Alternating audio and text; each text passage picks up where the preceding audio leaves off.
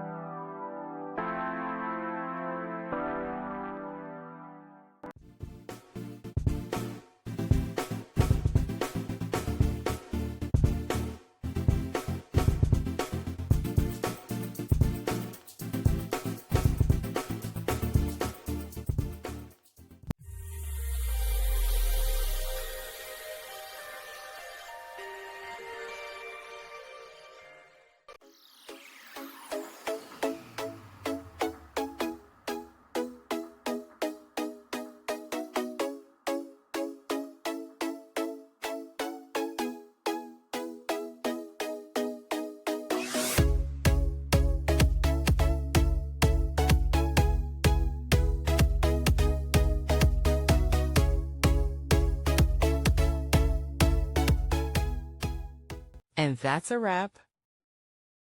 I hope you found the answer you were looking for. If you did, take a second to hit that subscribe button. It really helps out. And let me know in the comments which solution worked best for you. See you next time in the debug zone.